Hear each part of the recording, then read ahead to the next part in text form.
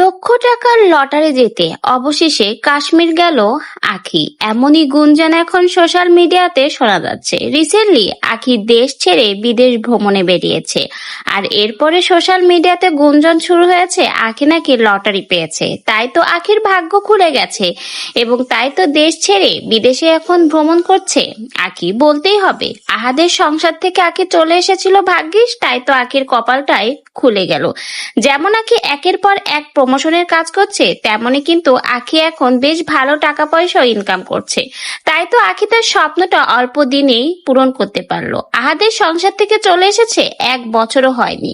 এর মধ্যে আখি তার জীবনের অনেক ইচ্ছা, অনেক অপূর্ণ চাওয়া কিন্তু পূরণ করে ফেলেছে। আখি বেশ কয়েক জায়গা ট্যুর দিয়েছে, তার মধ্যে আখির জীবনের সবচেয়ে বড় স্বপ্ন ছিল দেশের বাইরে ভ্রমণ করা। শেষমেশ আখি তার সেই স্বপ্ন পূরণ করে ফেললো। তাই তো সকলে এখন বলা বলি করছে আহাদের সংসার থেকে চলে আসার পর আখির নাকি ভাগ্য খুলে গেছে, আখি লটারি পেয়েছে। তাই তো এখন দেশ ছেড়ে বিদেশে ভ্রমণ দিচ্ছে আখি। 2 দিন পর হয়তোবা আখি এর থেকে বড় কোনো ধামাকা দেখাবে। উত্থান পতন মানুষ মাত্রই হয়, একদিকে আখির উত্থান, অন্যদিকে আহাদ তিশার পতন। লক্ষ টাকার বাড়ি ছেড়ে এখন শ্বশুর বাড়ির কুড়ে ঘরে যে ঠাঁই হয়েছে আহাদ তিশার। আর আখির পরিবর্তন দেখুন, আহাদ তিশার সংসার থেকে অপমানিত হয়ে বেরিয়ে আসার পরে আখি তার ভাগ্যটা কিভাবে ঘুরিয়ে ফেলেছে। নিজের কঠোর পরিশ্রম দ্বারা কিন্তু সোশ্যাল মিডিয়াতে নিজের একটা ভালো প্ল্যাটফর্ম তৈরি করেছে, সাথে তার বাবা মায়ের ইচ্ছা স্বপ্নগুলো এক এক করে পূরণ করছে।